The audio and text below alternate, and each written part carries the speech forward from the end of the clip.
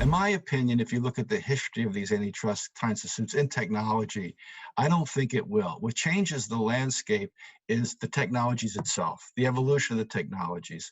And go back to IBM, which was mini computers and client servers. Let's go back to Microsoft, which was the OS and the PC versus the internet and the phone. That's what drives the technology cycles. At the same time, Google has a very, very strong position in search, internet search. It seems almost undeniable that they have monopoly power in the area. Do they need to maintain that monopoly power by paying people like Apple $8 billion, we're told, a year to be the default search engine on their iPhones? Well, that's a fascinating question. I've thought a lot about it, quite honestly. And I guess the way to think about it, if you think of the phone as landscape or say a media, and you're an advertiser. I mean, Google's an advertiser, right? They need to be on the Super Bowl. Why? Because 110 million people around the world view the Super Bowl, and they're going to pay whatever 15 seconds cost. So you have the phones. There's the Android phones, there's the iOS or the Apple phone. That's basically the market of the smartphones, right? And so therefore, they need to be on that landscape. So as you say, Sam, paying to have an exclusive deal with someone is not unheard of in business. It happens all the time. At the same time, if you have a really dominant position or monopolistic position, it gets a little trickier. And one of the things that I wonder about is we now have Google saying the reason people use our search engine so much is because it's better than anybody else's. If it really is better, why did they need to pay that money? That was sort of money wasted, $8 billion a year, unless it was to get a leg up on the competition.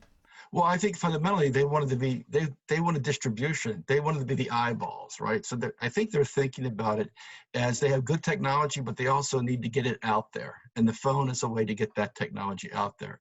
Now, to your point, though, the issue around that is really what I would call the tie-in sale. Tie-in sale has been an issue for IBM, in our case, and Microsoft, embedding stuff in the operating system, also attaching stuff to the mainframe.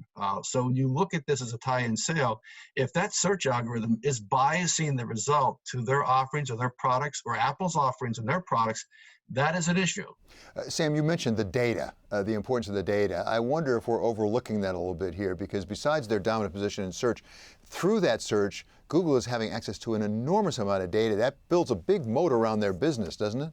Yes, it does. I mean, this is really the issue. To me, long term, the issue is the amassing of the data and the uses of the data. And there are two elements to that.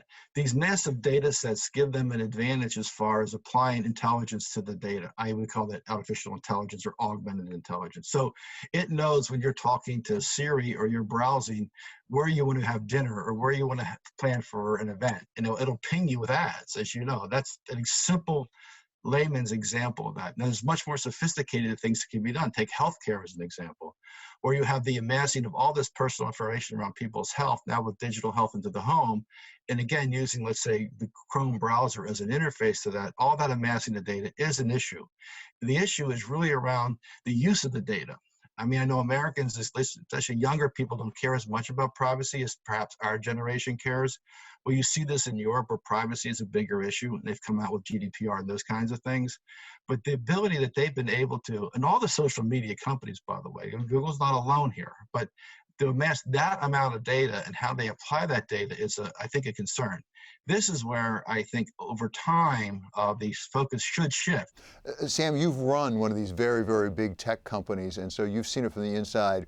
If you get sued in a big lawsuit like this by the Department of Justice, assuming it doesn't go away right away, which doesn't look very likely, it goes on for years, how does it change how you conduct business within the company? How does it change what you do with the outside world to be more constrained, more conservative, given the lawsuit?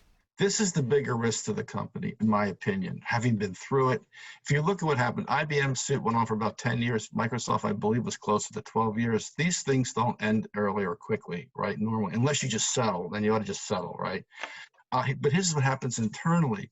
You miss innovation cycles. That's what happens because you're distracted by the suit and you're constrained in your innovation because the lawyers take control of those processes because they're worried about winning the suit. So definitions of market share get taken out of the files. What you can say to the customers get taken out of the files. Everything we did was scrubbed. I was a sales guy at the time. Everything you put in writing was scrubbed by a legal review. And it slows you down. And so therefore you could argue, I believe one of the issues why IBM missed client server, there were internal issues. I'm not saying we didn't have our own internal problems with the technology, but remember, we were the ones who founded the PC with Microsoft and Intel, right? So, I mean, we were part of this thing. Why do we miss it? I think we were so distracted by the suit for years, it went on for so long, that it caused us to become too insular.